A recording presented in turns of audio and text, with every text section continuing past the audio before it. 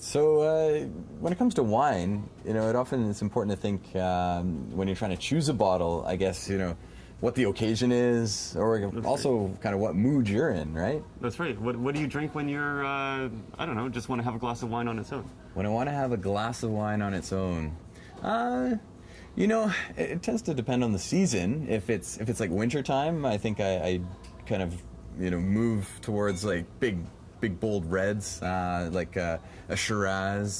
Still has a nice little kind of with the spicy finish. But if it's more of the spring, summertime, I think I'd be more into an aromatic white, like a Gewürztraminer, because it's just the sort of thing you can kind of sit on a patio, give it a swirl, and have all the aromas jumping out of the glass. How about fortifieds? Ooh, is that your choice for? That's what I would drink. So yeah, a good port, whether it's a late bottled vintage port or a tawny port, or there's so many different kinds of port, but just something that has a little bit of sweetness. You're sitting back late at night with your feet up. It's a nice drink to have. Or sherry as a fortified wine.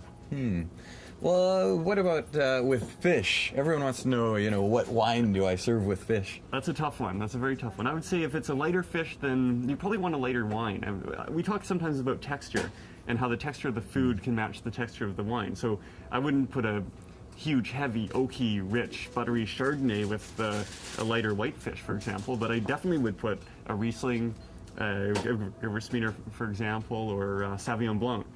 And so you're mentioning all white wines there, and so is it true the whole white wine with fish?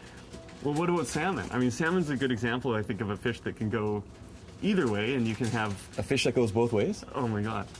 And salmon can definitely go with those white wines, but you can also pair, say, a lighter red with salmon, say, Pinot Noir, perhaps? Yeah, Pinot Noir is a classic, I think, pair with salmon, particularly if it's like grilled salmon. That.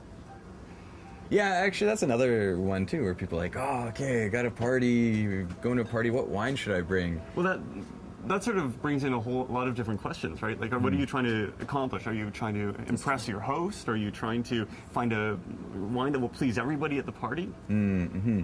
That's true, and I think it's safest just to go with a wine that will be a crowd pleaser, one that's going to just be very approachable and enjoyable by the majority of the people there. So then in reds, I start to think of like smooth, fruity reds, something like a Merlot, for example, or maybe a Zinfandel would be kind of a fun choice too. Something a little bit different, but still with flavors that everybody will like, probably. Shows your wine savvy, and yet when you open the bottle, I think most people would get into that. What about whites? Yeah, whites are a good question. What about Chardonnay? I mean, everybody loves Chardonnay, or everybody hates Chardonnay these days. I'm not sure. I know. Yeah, there's this ABC trend, right? That anything but Chardonnay, which is unfortunate because I think Chardonnay is a great choice there. For sure.